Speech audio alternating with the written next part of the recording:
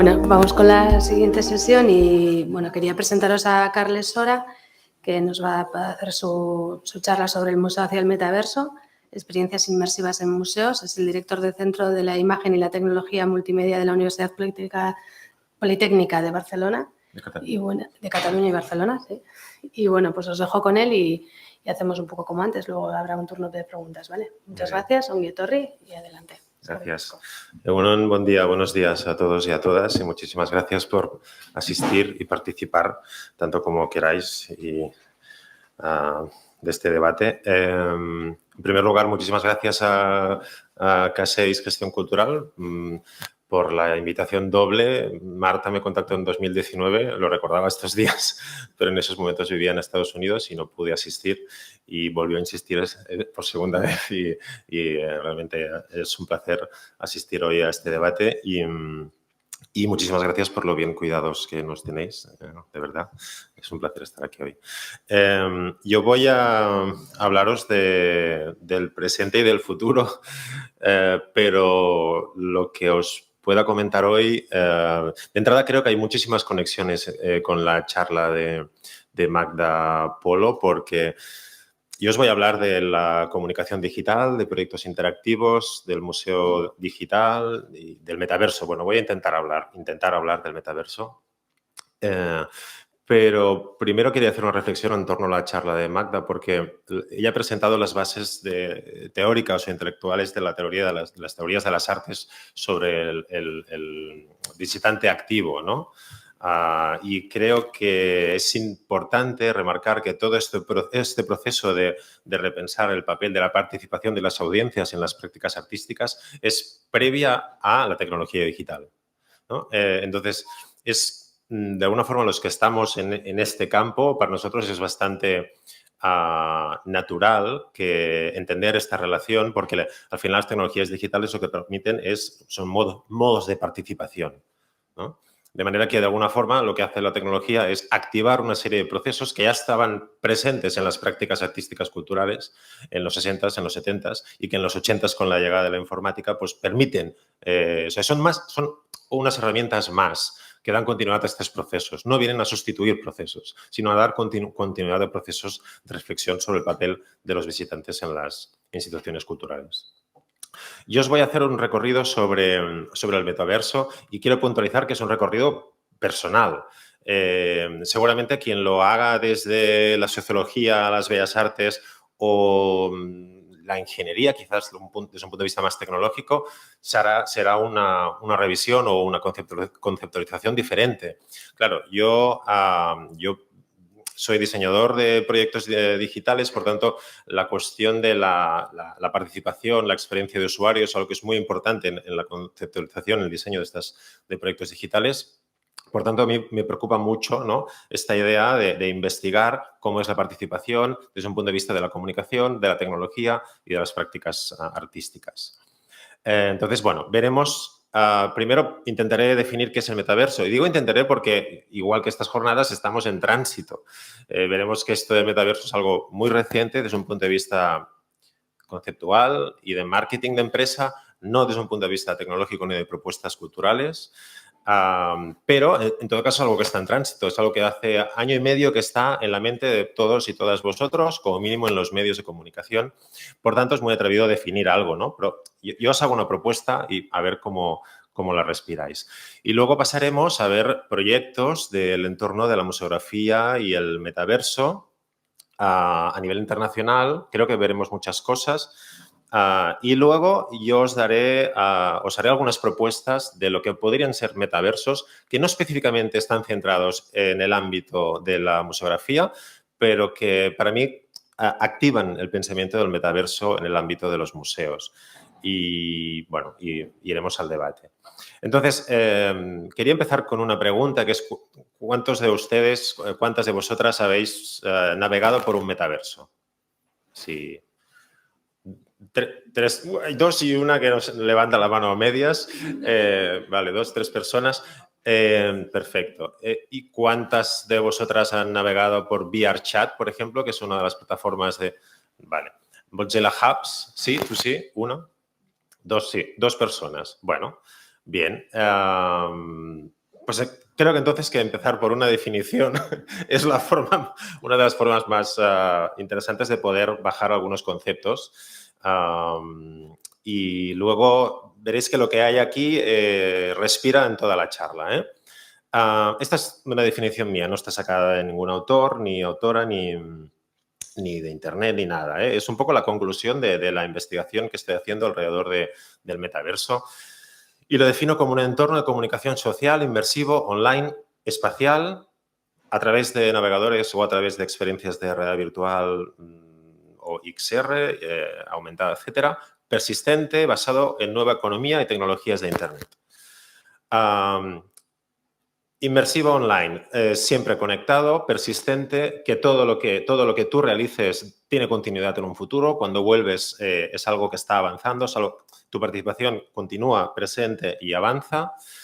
Y basado en la nueva economía y tecnologías de Internet. Esta última parte es la novedad. Hasta ahí no había ninguna novedad, porque yo creo que todos los que estamos aquí, como mínimo por la edad que creo que tenemos todos, recordaremos que en 2003 apareció Second Life. De hecho, yo, días antes de estar aquí hoy con vosotras, me acordé de Second Life e intenté capturar mi usuario, recuperé la contraseña, accedí a Second Life y me dio un poco de vergüenza ver cuál era el avatar que yo escogí en Second Life. Pero eso de los avatares veremos que es una cuestión muy, muy relevante, ¿no? El Hotel Habbo, de hecho, es del 2000. Es otro de los proyectos que estás haciendo caras de, ostras, sí, ¿no? ¿De qué me está hablando? Pues es otro de los proyectos importantes de comunicación de entorno social virtual, de comunicación, estos espacios abiertos de socialización donde la gente compartía actividades, conversaciones a través de avatares. Hasta ahí, entonces, digo, nada nuevo.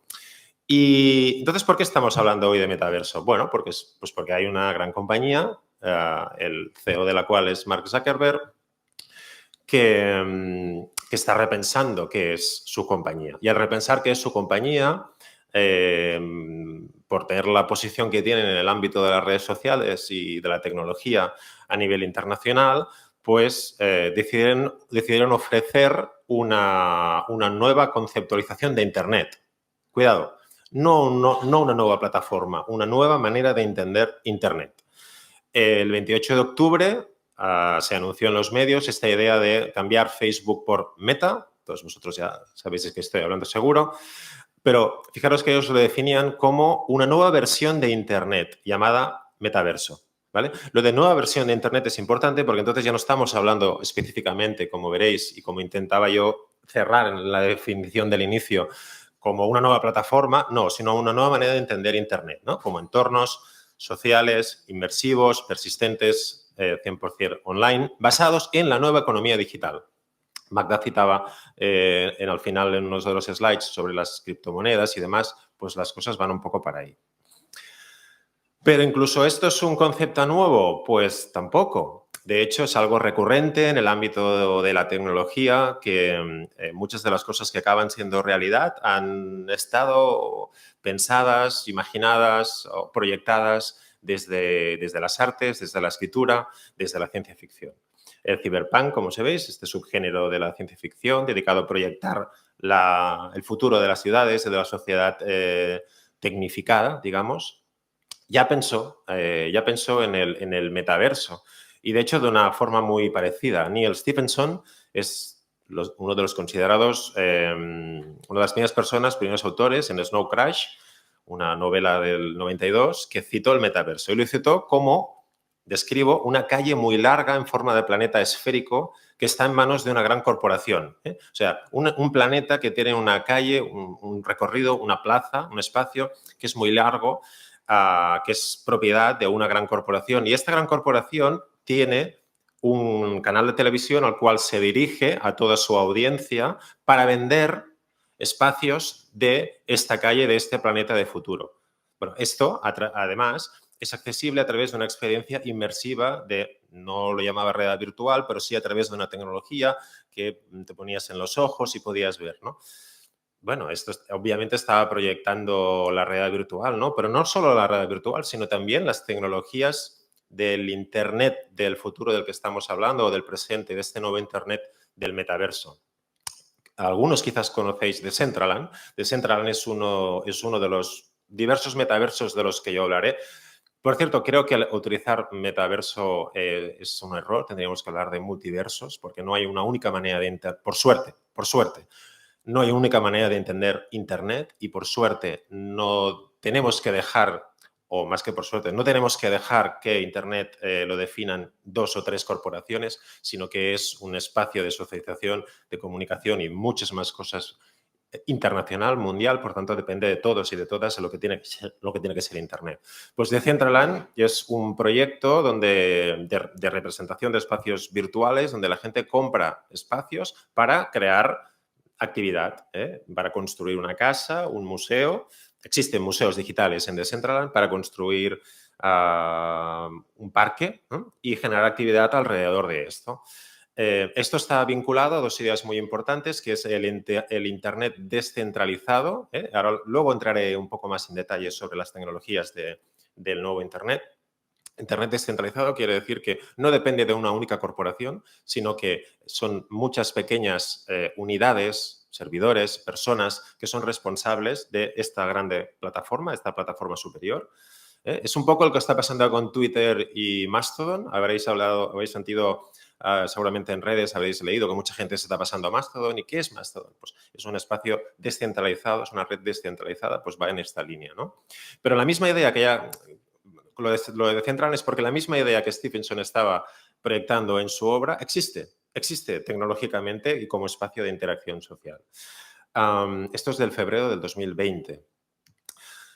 Ready Player One de Steven Spielberg proyecta ese espacio ya con la tecnología actual. Ya no es, obviamente es ciencia ficción, es una adaptación de un libro de Ernest Christie, pero lo proyecta con tecnología actual de la realidad virtual, como los proyectos que conocéis, que habéis explorado seguro, o los que comentaremos hoy también.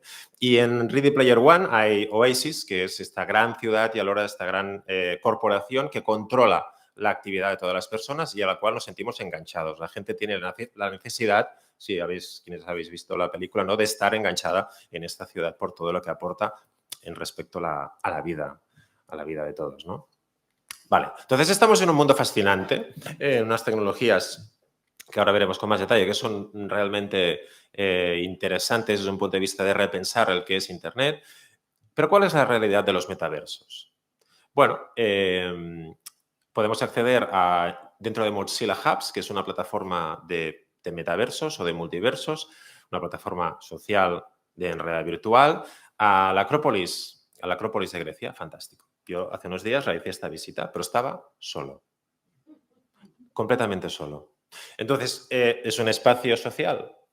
Bueno, no sé. ¿Es una representación tridimensional de un espacio que puedes navegar? Sí. ¿Es eso nuevo? No, para nada, ¿no? Entonces, bueno, ya de entrada es algo provocador, lo hago para provocar, ¿no? Pero de entrada ya esta idea de los metaversos van a cambiar la socialización, bueno, alerta, ¿no? Vamos a ver qué funciona y vamos a ver qué no funciona. Entonces, ¿qué es lo que funciona? Los videojuegos. Y es que el ámbito del gaming lleva mucha ventaja al ámbito de la cultura, mucha ventaja. Y obviamente los videojuegos son un producto cultural, ¿qué sería si no? Y como producto cultural, pues es un producto de masas, es un producto que mueve muchísimas personas y es un producto que nos lleva ventaja porque en el core de su propia ADN está la tecnología y controlan mucho más de tecnología las empresas de videojuegos que no las empresas culturales o las instituciones culturales, ¿no? Entonces los videojuegos, los entornos de juego tienen entornos muy, muy fiables, saben capacitar muy bien sus usuarios, saben llegar muy bien a las audiencias y crear audiencias alrededor de sus proyectos. Y aquí lo que veis es una imagen de un concierto de Digital Marshmallow dentro de Fortnite. Lo conoceréis quizás por vuestros hijos o hijas, pero es una de las grandes plataformas de socialización. Es un videojuego, pero es una plataforma de socialización con más de 10 millones de personas viendo o compartiendo el concierto. 10 millones de personas, ¿no? Entonces, contrasta, ¿verdad?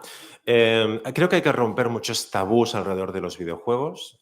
Dejarme decir que la edad media en España de los jugadores de videojuegos está en 35 años. Los videojuegos no son una cuestión de adolescentes ni de niños. La generación de los 70s y de los 80s nacimos con videojuegos y lo que esperamos es que las instituciones, en este caso culturales, también ofrezcan entornos de participación con las mecánicas de gamificación, entre otras, de participación en general, de nuestras prácticas de comunicación diarias. Si es que al final, algo que siempre digo es que tenemos, en el ámbito cultural, ¿no? Tenemos tecnología en la conceptualización, en el diseño, en la producción, en la comunicación, en la difusión. Utilizáis todas vosotras tecnología para todas estas fases, pero entramos en el espacio y no hay participación. Ya no digo digital, no hay participación, ¿no? Entonces, es un poco contradictorio. Entiendo que es difícil decirlo, es muy difícil hacerlo, porque implica activar toda una serie de mecanismos y de cambios en el propio ecosistema del funcionamiento de las instituciones que no es una cuestión, es lo que antes estábamos discutiendo, es una cuestión de largo recorrido y de un impacto importante, ¿no? Pero esta es la realidad, ¿no? De las cosas que están pasando en el mundo del gaming que tendríamos que adoptar.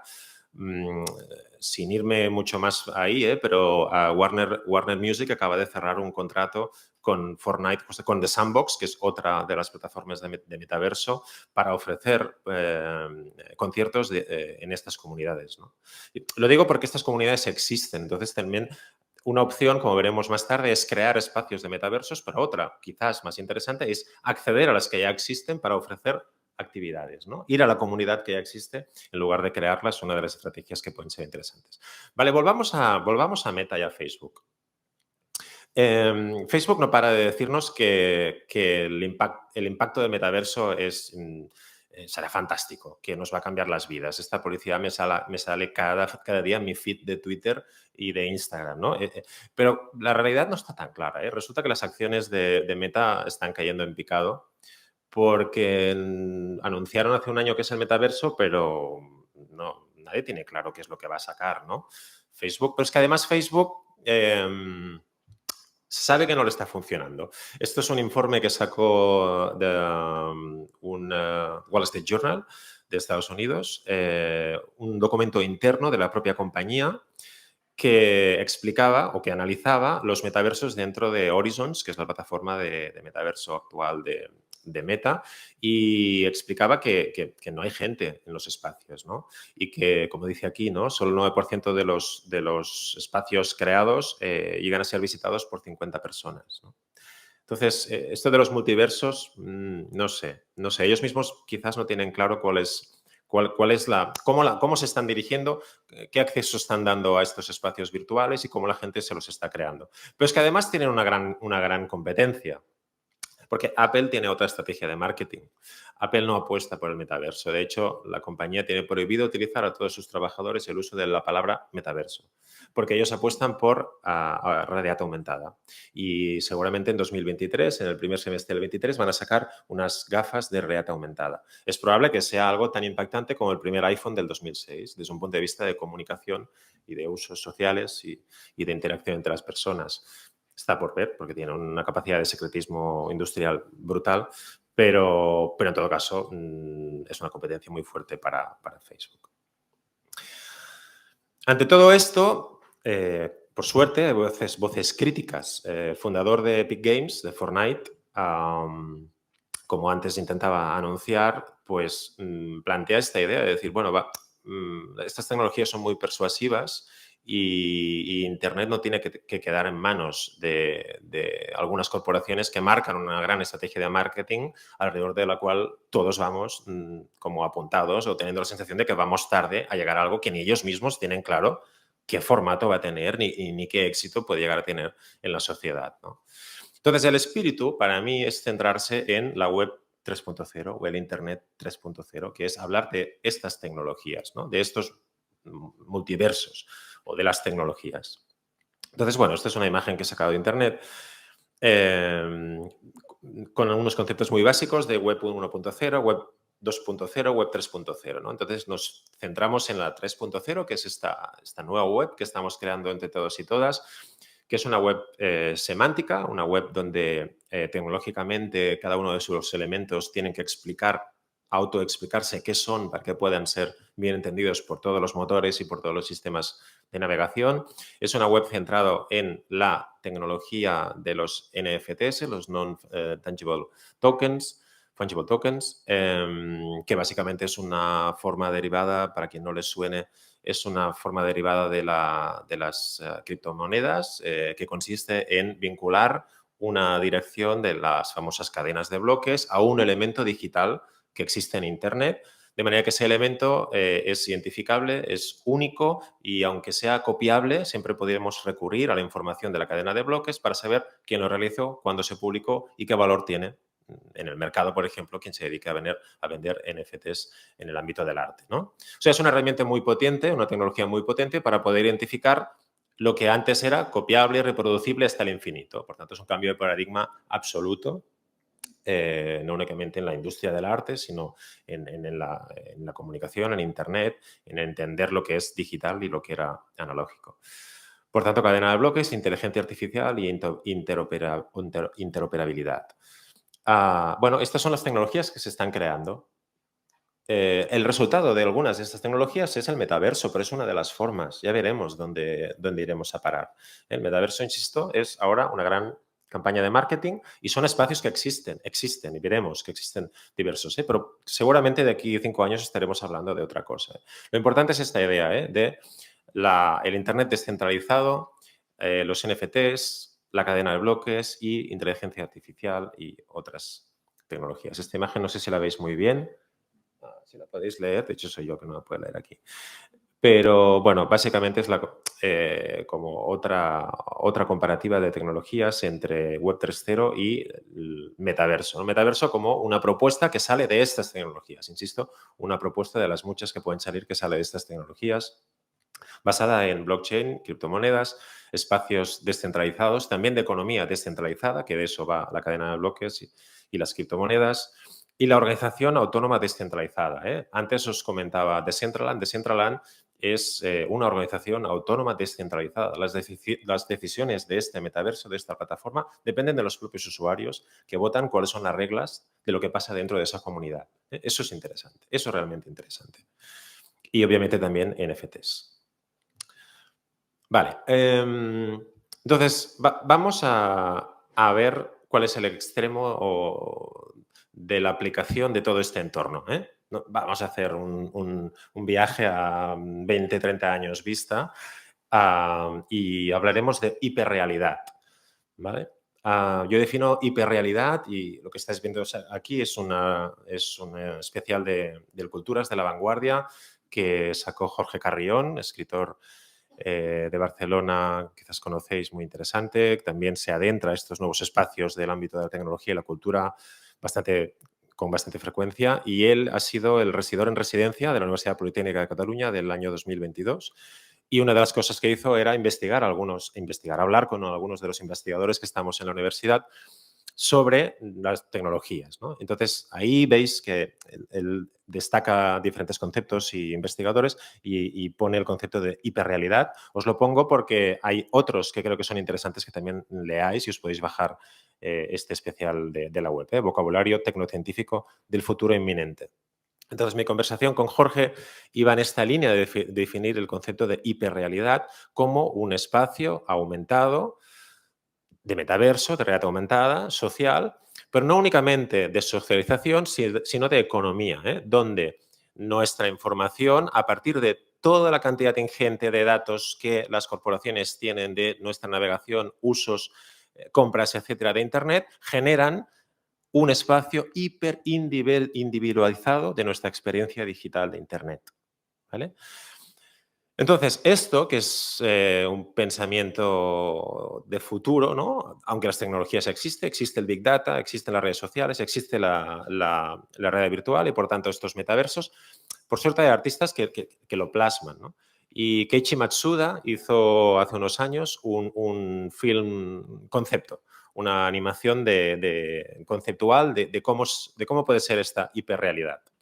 No, està bé. Perquè el tinc en negre. Perdona. Vamos a ver unos minutos de esta animación.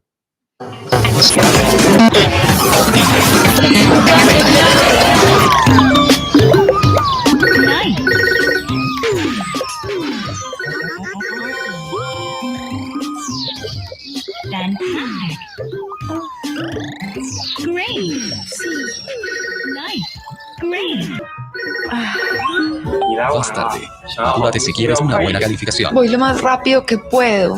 ¿Has pensado en correr? Es saludable y eficiente. Seguro que no hay más trabajos disponibles. Estudié para ser profesora y estoy haciendo mercados. Y además puedes quedarte con los puntos de fidelización. Eres una monkey afortunada. Tienes que confiar en la aplicación. ¿Te sientes inspirada? Gracias. Chao.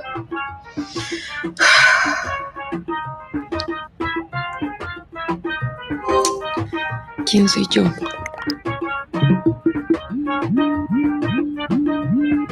No, eso no es lo que quiero decir. ¿Para dónde voy? No. Puedo volver a empezar.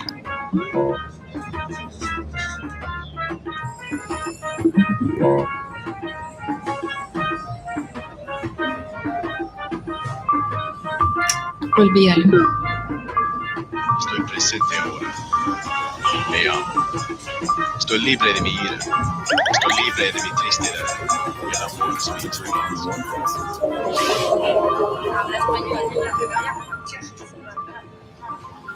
Adiós.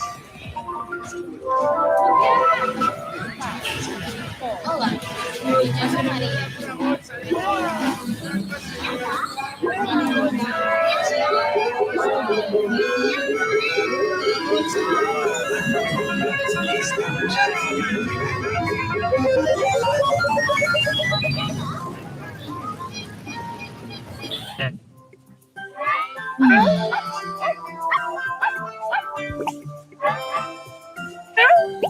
Bueno. Hola otra vez.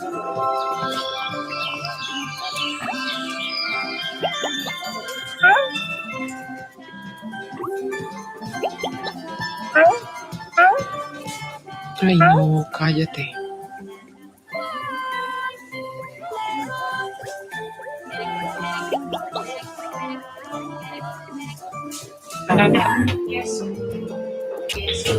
Es vivir en un mundo así. Pero bueno, todos los factores tecnológicos están ya, para que esto exista, existen. Y podríamos llegar a una hiperrealidad así, ¿no? Como os decía. Pero nos hemos ido un poco, ¿vale? Nos hemos ido un poco. Volvamos al metaverso, volvamos a las cosas actuales y factibles, ¿no?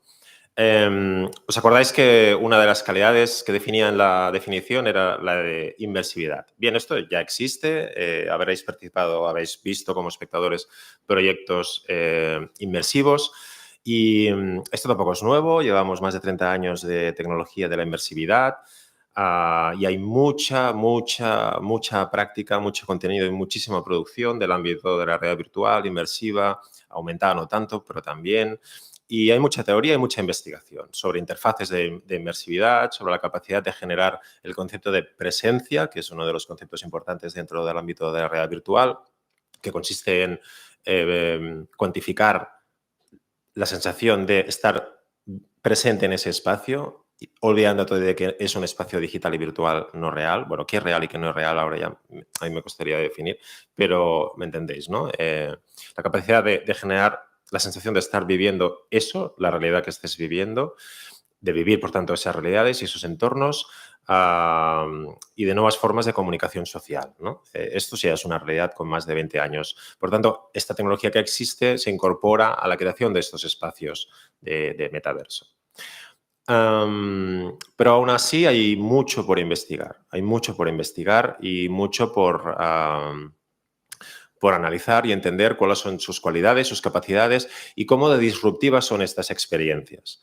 Esta es una investigación que recientemente publiqué en septiembre alrededor de la capacidad de la realidad virtual para crear empatía. Es uno de los mantras también que se han generado en los últimos años, el de la capacidad de la realidad virtual de crear empatía y se utilizó o se difundió en los medios esta idea de The Empathy Machine como esta tecnología que per se es capaz de crear empatía con escenarios, con personas, con la realidad de otras personas, ¿no?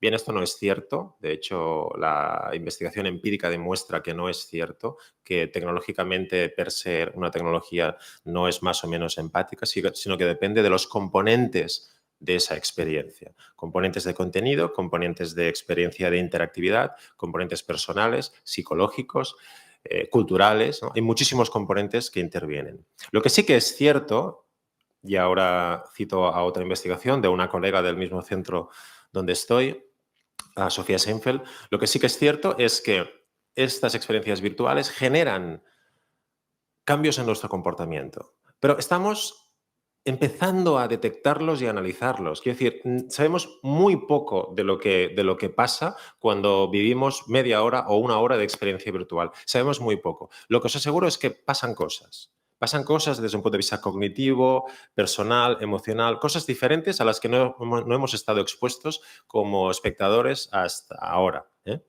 Esta es una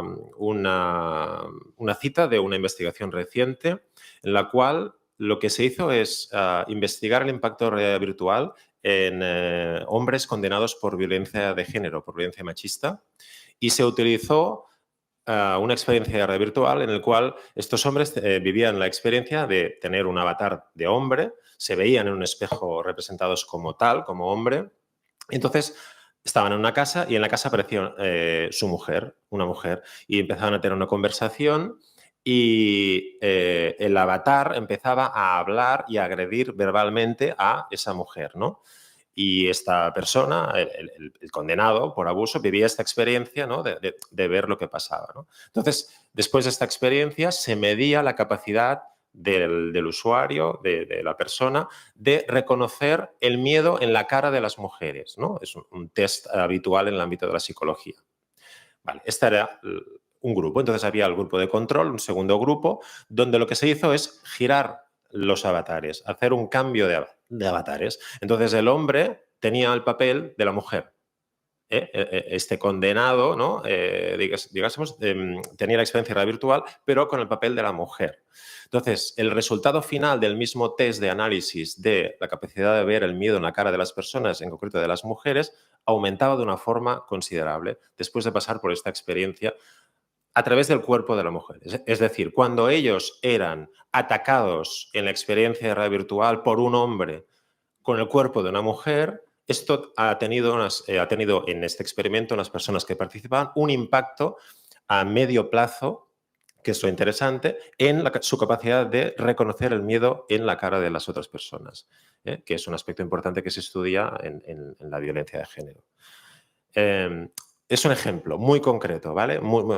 Ahora he sido como muy vertical. Es un ejemplo muy concreto del ámbito de investigación de realidad virtual para que veáis que sabemos muy poco, pero que el impacto cognitivo persistente en las personas y en el comportamiento es importante. Entonces, no es trivial. Yo os hacía broma sobre mi usuario de Second Life, ¿no? Al principio, pero no es trivial. No es trivial qué cuerpo tenemos, cómo nos representamos, ni cómo nos relacionamos con los demás avatares o personas en realidad virtual. No es para nada trivial respecto a nuestra experiencia. Muy bien, entonces, esto era para poner algunas bases muy rápidas sobre metaversos, sobre realidad virtual, sobre experiencia y sobre Internet 3.0. Vayamos pues ahora a comentar algunas de las experiencias que me parecen interesantes en el ámbito de los museos y del patrimonio.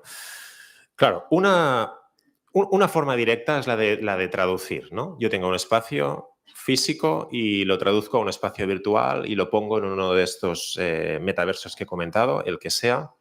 Esto es lo que se define como el digital twins, como, ¿no? Esta idea de hacer un espejo de un espacio físico a un espacio virtual navegable. Como os decía antes, yo no creo que sean espacios de socialización, ¿no? Y si algo tenemos claro en el espectador emancipado es que la participación y la co-creación con más personas es un aspecto muy importante, ¿no? No estar solos, sino generar actividad que sea participada con otras personas. Esta es una imagen del Carolinum Museum de Linz. Está en Voxels. Voxels es otra de las plataformas de multiversos que existen y son espacios muy sencillos con imágenes de las exposiciones actuales. Vale, vayamos a otra experiencia. Utilizar los entornos que ya existen del ámbito del videojuego para situar espacios culturales. Esto es Serpentine Gallery de Londres. Y es una exposición que se planteó en formato presencial normal, pero también en formato virtual. Y ahora veremos cómo. Os pongo una descripción de una agencia de noticias de 4 minutos que explica el proyecto. Una exposición que combina lo virtual con lo real. El artista estadounidense Cos exhibe desde el martes sus pinturas pop y esculturas de colores en la Serpentine Gallery de Londres, pero también en la réplica virtual del museo, situada dentro del popular videojuego Fortnite. Durante una semana, los 400 millones de seguidores del juego tienen acceso a una réplica exacta del museo dentro de la interfaz para ver las obras. De pronto las personas juegan el juego y se relacionan, tienen una comunidad tan grande y de repente pueden entrar a una exhibición en un museo. Este lenguaje de muros, pinturas y esculturas con el que yo estoy muy relacionado, pero creo que para niños en diferentes partes del mundo será la primera vez en una zona de confort para experimentar una exhibición. La obra de Cos ya ha recorrido el mundo en instalaciones gigantes y productos promocionales. El artista, cuyo nombre real es Brian Donnelly, busca ahora hacer más accesible su trabajo y, sobre todo, atraer al público más joven usuario de Fortnite.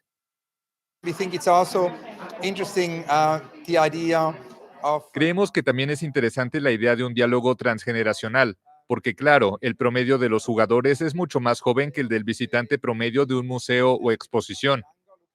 Esperamos que toda una nueva generación venga a la galería. Epic Games, desarrollador de desde dentro de Fortnite.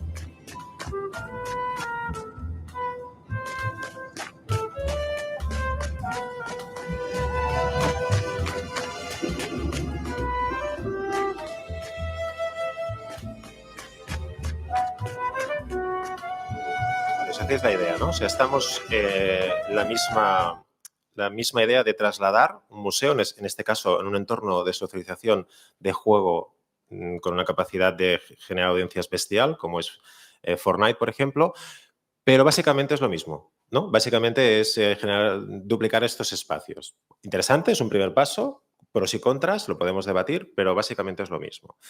Esta es una imagen que he sacado de un informe sobre el Vaticano que ha creado una fundación que se llama Humanity 2.0 para generar un metaverso del Vaticano. Curioso, ¿no? Quiero decir, quizás no, son los últimos que nos imaginamos que abrirían esta dirección, pero bueno, como dicen, como sea, Internet es el cloud, pues a lo mejor, bueno. Vale, entonces, ¿qué es lo que en el ámbito de metaversos? Una segunda idea, ¿cuál es? La de generar espacios nativos, de exposiciones nativas para esta Internet 3.0. Entonces estamos ya en espacios que no son una réplica, que no son un digital twin, no son una réplica de un edificio concreto, ¿no? Sino que creamos espacios virtuales que no existen. Eso ya de entrada es interesante porque podemos decidir cómo son, qué elementos hay, qué infraestructura tiene, qué otras personas puedes encontrarte, ¿no? Cómo navegas por ese espacio. Hay muchas decisiones de diseño que son interesantes hacer. Pero principalmente en la actualidad, como os decía, en esta amalgama de tecnologías de Internet 3.0 son espacios que se basan en la venta de NFTs, que es una de las tecnologías del Internet 3.0. Entonces son galerías, actualmente, galerías de venta de imágenes a través de tecnología NFT. Y entonces lo que te encuentras es una imagen como esta, la cual tú, haciendo clic, cualquier acción, accedes a un marketplace donde puedes comprar con tu wallet de criptomonedas pues alguna de estas imágenes. Esto es NFT Metaverse Museum, esto es Decentral Museum, otra propuesta nativa, no es ninguna réplica. Esto es un proyecto europeo. La diferencia es que esta ofrece la posibilidad a cualquier artista de autocomisionarse, ¿no? O sea, en las otras hay un equipo de comisariado que decide qué obras se exponen y con qué periodicidad y cómo se explican y qué narrativa se construye alrededor de esto. En este caso es un museo al cual tú puedes decir, no, mira, yo compro un frame y expongo mis obras en ese frame, ¿no? Bueno, es un modelo de negocio también vinculado diferente a los demás, ¿eh? Pero estas son las más habituales. Esto es Museum of Crypto Art, otro ejemplo de museos y venta de NFTs. En este caso en Somnium Space. Creo que ya es la cuarta o he dicho 4, 5, 6 ya plataformas de metaversos, ¿eh? Este es Somnium Space. Y consiste en lo mismo, ¿eh? Moverte en el espacio. Siempre he estado navegando solo. Un poco triste. Y luego acceder a la posible compra de estos espacios. Vayamos a cosas un poco más interesantes, ¿no? Por ejemplo, dentro de Voxels, y también está en Decentraland, de forma nativa, pensado y diseñado para Internet, existe el African Museum of the Metaverse. Y esto ya es un proyecto un poco diferente, o que se sale un poco, que va a los márgenes de esta nueva cultura del Internet 3.0 y los NFTs, que básicamente consiste en intentar hacer llegar autores, artistas visuales africanos a nivel internacional. Entonces, es un proyecto de divulgación del arte africano conectado con estas grandes plataformas como estrategia de poder llegar a visibilizar artistas africanos, ¿no? Entonces, la curación de las salas, la manera en que se explica, ya tiene una perspectiva totalmente diferente a la de únicamente vender imágenes visuales a través de NFTs. Otro proyecto que me parece interesante, otra forma más propia para mí del medio digital, que no son solo espejos ni tampoco galerías, sino que conceptualizan espacios y experiencias en las plataformas de metaverso que son únicas. Y con esto quiero decir que no existen en la experiencia real física, y eso es lo que para mí lo hace interesante, ¿no? Cuando generamos experiencias digitales, lo que intentamos hacer, lo que nos dedicamos a esto siempre, es intentar dar valor al uso de la tecnología y a la experiencia digital, ofreciendo algo que suma o que realmente, como digo, ¿no?, llega a crear algo que no existe en la realidad, pero en todo caso que no duplica, porque para eso, qué mejor que encontrarnos hoy aquí, ahora, hablando, que no hacer un meet, ¿verdad? Eso es indudable. Bueno, pues esto es un proyecto reciente de la Finnish National Gallery, que tuvieron la idea de crear una réplica, sí, empiezo mal, pero esperar, crear una réplica de el pabellón finés de la Exposición Universal de París en 1900. Una réplica de un edificio que no existe, porque existió durante 7 meses y se derrumbó, se destruyó. Además, un edificio que, por lo que he investigado, tuvo también una repercusión interesante a nivel arquitectónico. Por tanto, ya el hecho de reconstruirle, dar acceso a las personas a ese espacio es significante, es algo que aporta valor, ¿no? Pero además podemos ver las obras que fueron seleccionadas de los artistas que participaron de esa exposición. Y podemos navegar por ese espacio y tenemos una información de valor de algo que... Uy, un poquito más. De algo que... de algo que no podemos, a lo que no podemos acceder actualmente, ¿no? Bueno, yo creo que esta línea es una línea, para mí, es la línea más interesante, ¿no?, para los que os dedicáis a este ámbito, ¿no? Pensar los metaversos, los multiversos como activadores de experiencias que pueden llegar a aportar contenido de valor, ¿no? O contenido que también suma a la realidad física, como ahora veremos. Esto es Museum of Digital Life, es una plataforma, de nuevo, nativa, creada exclusivamente para Internet, y es un multiverso de obras, de ecosistemas de obras digitales que evolucionan. O sea, aquí no vas a ver arte, sino vas a ver un espacio que en sí mismo es una obra de arte, el propio espacio. Y es un espacio que se transforma y hay objetos que se mueven y hay esculturas que son creadas desde la perspectiva de la gráfica o de lo digital, ¿no?, para ser experimentadas, ¿no? Y vives aquí, en realidad virtual, un tipo de experiencias que no tienen parangón, que no tienen comparación en el ámbito físico. Decía lo de lo físico, lo de vincularlo también con lo físico, porque creo que es otra de las grandes estrategias acertadas, crear experiencias, innovar en realidad inmersiva, virtual, en metaversos, dentro del propio espacio, dentro de la propia exposición. Esto, por ejemplo, es un proyecto de la exposición Alice in Wonderland, donde había una experiencia de realidad virtual.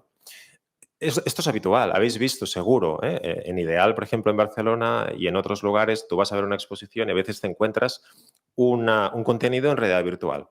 Hasta ahí, nada nuevo bajo el sol. Para mí lo interesante es cuando esto impacta en la comunidad, impacta en el post de experiencia y intenta desarrollar una discusión alrededor de la obra o de la exposición que va más allá de la propia experiencia física, ¿no? En este caso, esta experiencia tú la podías ver en el museo, pero también, Victorian Albert Museum, no lo he dicho creo, pero también la podéis vivir en Internet porque es un juego que te puedes bajar, ¿no? Entonces, ahí empiezas a capacitar una serie de discusiones que van más allá de tus puertas, del espacio, ¿no? Con una serie de comunidades, en este caso del ámbito del videojuego, y una serie de discursos que te permiten articular también discurso, comunidad, y ir más allá de la exposición en sí. Vale, otro ejemplo, y ahora nos movemos al ámbito del documental, y la praxis documental digital, que es un ámbito de investigación que trabajé muchos años. Y os enseño un proyecto que se expuso en el MIT Museum de Cambridge, en Boston. Es el museo del Massachusetts Institute of Technology. Y es un proyecto que se llama The Enemy y es un documental que muestra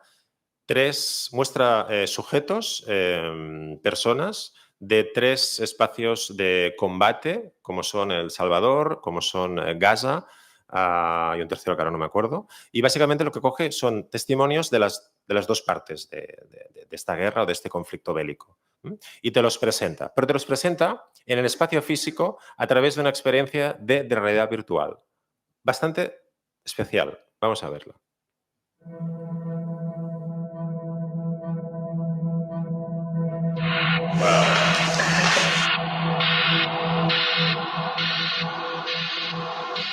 Get too close to really phenomenal.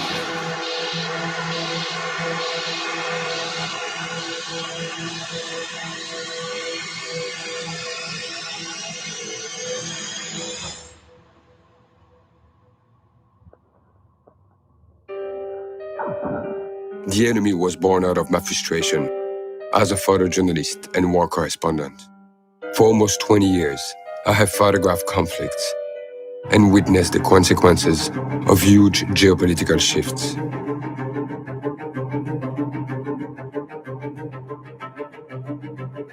When I became a father, I simply knew I could not keep working on the front lines.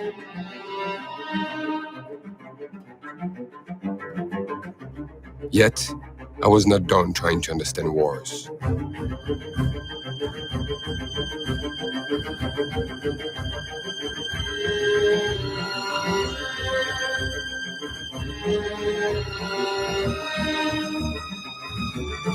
Oh, mina ba waka juna bo bana ni waka.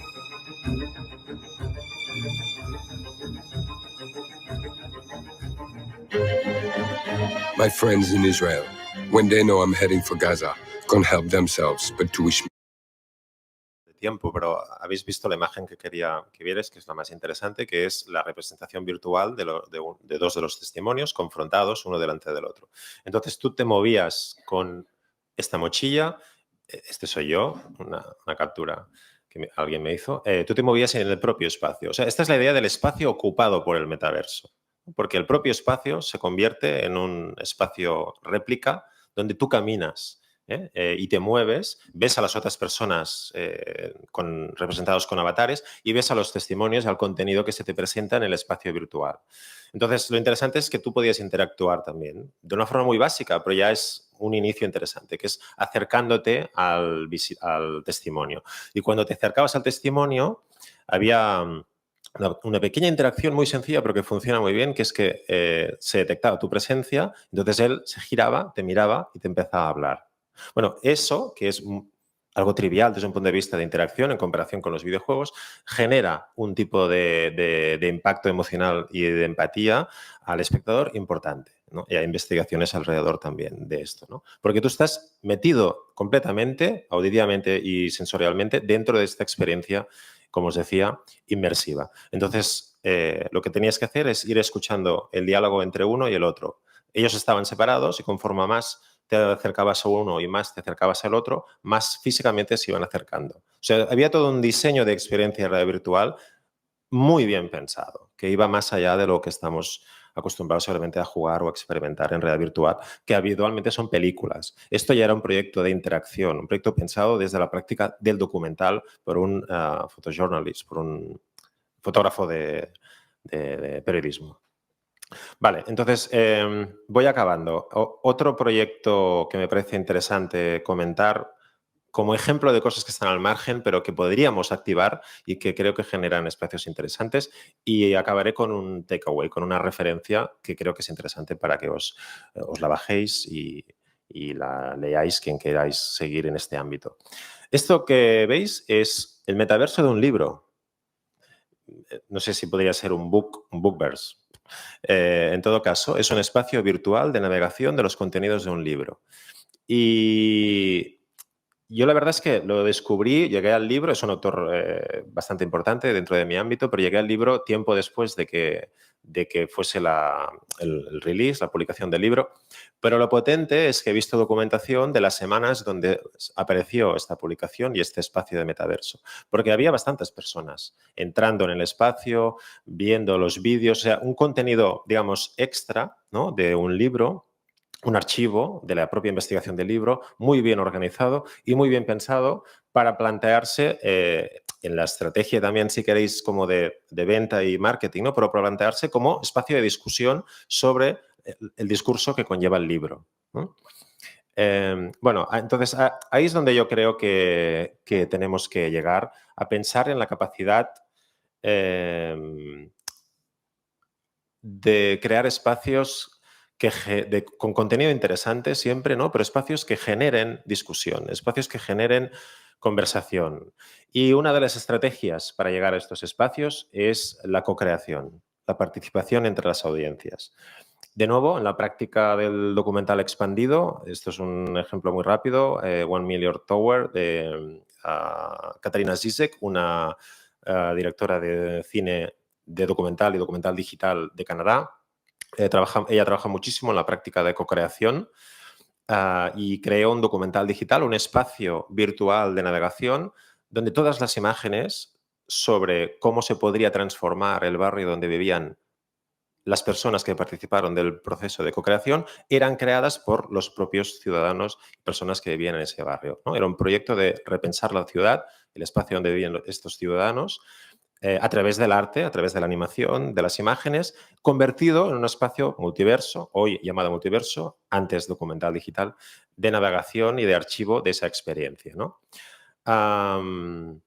Entonces, yo creo que esa es una estrategia muy interesante, ¿no?, que la gente pueda participar de la creación de estos discursos y que luego estos discursos se conviertan en espacios que van más allá de lo físico, de lo virtual y, por tanto, que cojan una dimensión. Tiene un equipo de R+D dedicado a la investigación del ámbito del metaverso, no, de los museos en general, ¿no?, del futuro de los museos, y tiene una publicación anual donde van hablando de diferentes cuestiones. La del año pasado era sobre los metaversos. Hay muchísima información sobre esto, obviamente, pero para mí esta es la que me ha hecho pensar más. Creo que es la que tiene una mirada más avanzada, ¿eh? Y da por sentadas muchísimas cosas, igual que he hecho yo hoy, porque en este poco rato he dado por sentadas muchísimas cosas, ¿no?, alrededor de los conceptos en los que creo que ya tendríamos que estar y que como instituciones culturales ya vamos tarde si no estamos, ¿no? Pero es un pensamiento de futuro, de presente y de futuro muy interesante y muy bien articulado. Entonces, si tenéis que leer algo sobre el metaverso, os recomiendo esta publicación de Serpentine Gallery, que la podéis bajar gratuita de internet. Y bueno, hasta aquí un poco la introducción que quería hacer sobre metaversos, sobre tecnología y sobre todo lo que tenemos que construir. El último mensaje que quizás querría compartir es la necesidad de entender que, volviendo al inicio, ¿no?, de que no es solo una cuestión de generar nuevas audiencias, sino de crear una mayor empatía con las audiencias actuales de mediana edad, los cuales, como decía al principio, vivimos en un mundo absolutamente digitalizado y a veces nos cuesta entender cómo algunas instituciones culturales no son capaces de activar procesos de relación digital también con los usuarios de estas instituciones. Eskerrik asko por vuestra atención y si tenemos tiempo, pues hacemos algunas preguntas. Muchas gracias.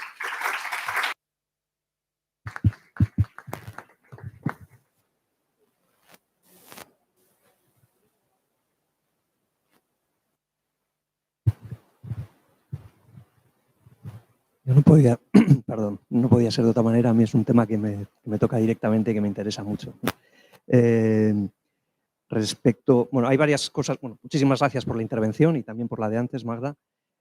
Hay muchas cosas sobre las que has hablado que se podrían comentar y profundizar. Yo voy a hacer dos menciones. Una, se ha hablado de la socialización y de que tal vez medir el éxito de estas iniciativas en base a la socialización puede ser algo que nos dé como resultado un potencial fracaso, o depende de en qué entorno lo midamos. Pues decías, ¿no?, que estabas yendo a ver el Partenón y no había nadie. Yo diría que muchas de las conclusiones relativas a socialización no son específicas de este medio. Podemos directamente importar experiencias de usuario de nuestros entornos actuales a este medio. Es decir, yo actualmente voy al museo y en el museo yo no socializo. Yo al museo voy solo. Y si no tengo herramientas de mediación en el museo, mi experiencia es bastante pobre. Puedo salir igual que he entrado. Entonces, para mí la clave en cualquiera de estas iniciativas es implementar herramientas de mediación, gamificación, etcétera, que efectivamente me hagan salir más rico que como he entrado. En una de las... bueno, no quiero vender mi libro. En uno de los proyectos en los que estoy involucrado sí que trabajamos con temas de gemelos digitales y cuando hemos hecho experiencias en las que el público, sobre todo chavales, les hemos planteado retos de encontrar cosas en ese espacio, compartirlas, etcétera, ha llegado un momento en que han rebasado la dinámica que estaba proponiendo el mediador. Ellos se han puesto a buscar cosas, han empezado a proponerlas, a comentarlas en el chat, etcétera. Entonces, por ahí podría ir una parte de los tiros, ¿no? Otro comentario sería diferenciar lo que es el uso on-site de lo que es el uso off-site y eso puede definir cuál es el acercamiento. Es decir, si yo hago una réplica, igual me estoy dirigiendo a otro público, al público que no puede acercarse al museo y, sin embargo, cuando me dirijo al público que sí que puede acceder al museo, lo que tengo que ofrecerles es una experiencia aumentada en el espacio, ¿no? Y bueno, no me voy a extender más para dar opción al debate. Sí que comentaría un último apunte. Que yo más que de metaverso hoy en día hablaría de protoversos. Que todas estas cosas que estamos viendo son experimentaciones de lo que será el metaverso en el futuro y que seguramente yo también comparto la visión de que será algo más cercano o por lo menos lo que sería deseable, algo más cercano a la hiperrealidad más que a un entorno virtual en el que me aíslo de la realidad real. Muchas gracias por todas las aportaciones, muy interesante. Te diría respecto al primer punto de la socialización que las estrategias, o sea, es importante lo que has dicho de estrategias de gamificación y mediación, porque dentro de un entorno de realidad virtual, inmersivo, digital, forma parte del ADN de la capacidad de crear interactividad con el usuario. Entonces, esta interactividad o esta experiencia de gamificación es diferente si es individual que si es colectiva, ¿no? Y estamos acostumbrados en el ámbito del videojuego en espacios de navegación participado online a estar con más personas. O sea, forma parte de la cultura del videojuego, ¿no? Entonces, una forma interesante de acercarse ya es la de plantear una experiencia colectiva, gamificada, mediada, etcétera, con toda la capacidad de interacción que tiene el medio interactivo. Pero yo creo que tiene más potencial hacerlo desde la perspectiva colectiva que no individual. Sí.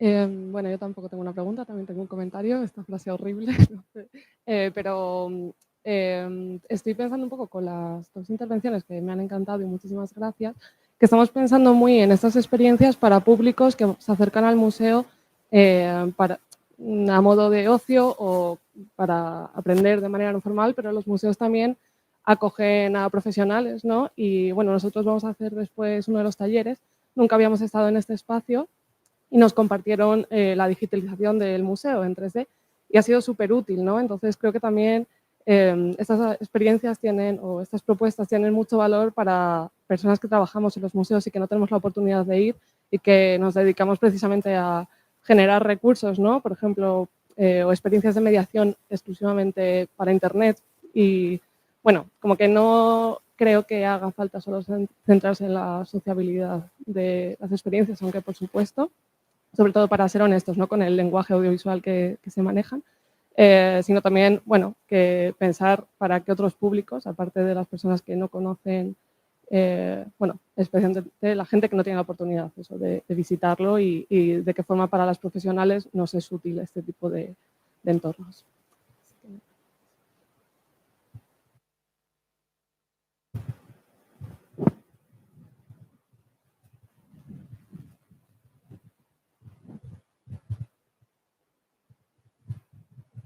A través de YouTube preguntan, Carles, ¿hasta qué punto se está aplicando ahí en los museos para mejorar la experiencia de los empleados en lugar de los visitantes? Para mejorar la experiencia de los empleados. De los empleados. No puedo responder a esta pregunta, lo siento, no. La verdad es que no tengo constancia de gestión interna de equipos alrededor de o utilizando inteligencia artificial. Esto es súper específico, no sé. No soy la persona adecuada para responder esto. Lo siento.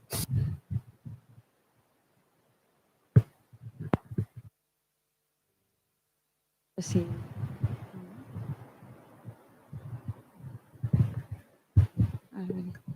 No sé si es una pregunta, una reflexión, un grito de ayuda. Desde las administraciones públicas, todo esto está avanzando tan rápido, todos los años sale una experiencia nueva, una tecnología nueva.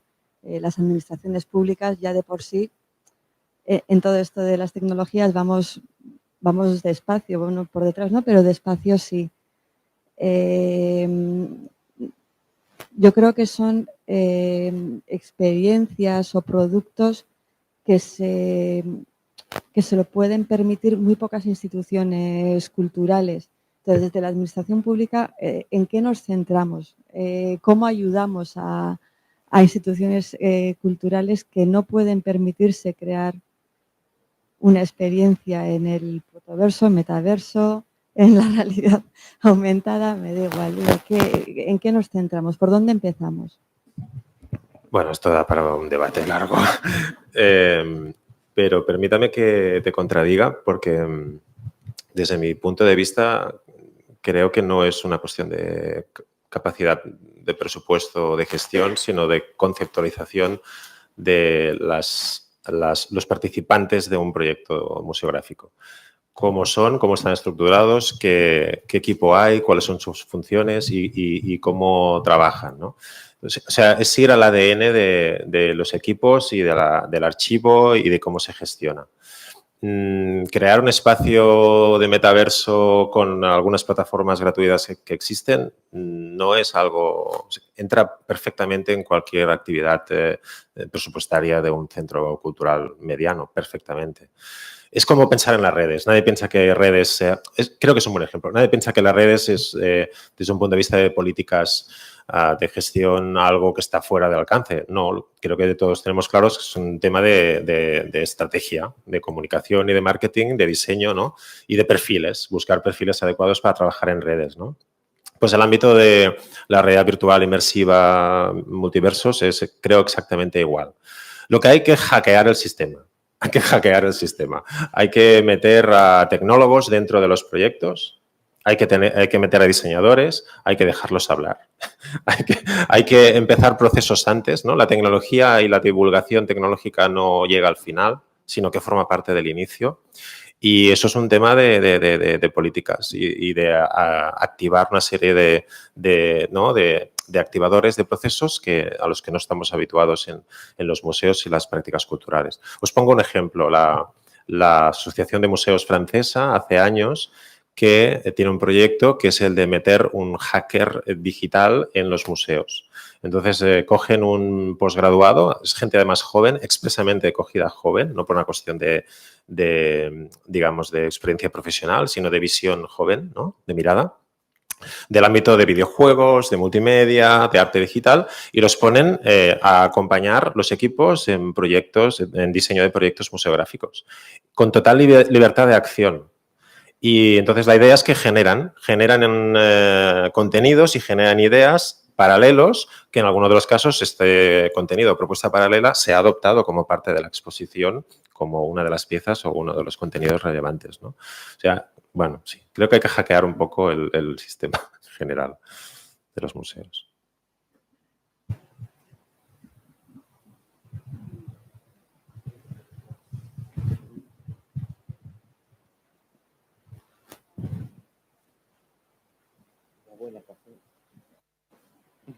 Voy a ser muy breve. Bueno, muchísimas gracias. Me ha parecido interesantísimo y también la de Magda.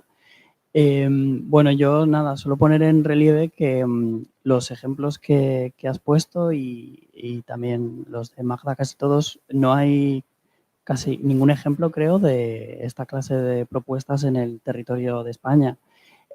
Bueno, yo trabajo con Clara, haciendo también mediación digital en instituciones culturales españolas y entonces hemos experimentado mucho ese distanciamiento y rechazo en principio de los museos como por abordar esta clase de propuestas más experimentales o más que trabajan desde ese lugar. Y nada, era por poner en común si tú sientes eso, como que comentas de experiencias en instituciones inglesas, francesas, australianas, comentaba Magda, pero en España sigue habiendo como ese rechazo o respeto, ¿no? Como por que a lo mejor introducir esta clase de tecnologías va a producir unas disonancias en el entorno institucional que no va a ser coherente, no van a funcionar. No sé si tú también lo ves así o... Sí, bueno, estamos en el debate más importante, ¿no? Sí, yo, para vincularlo con la respuesta que antes estaba haciendo, yo creo que tiene que ver con los perfiles que existen en los equipos.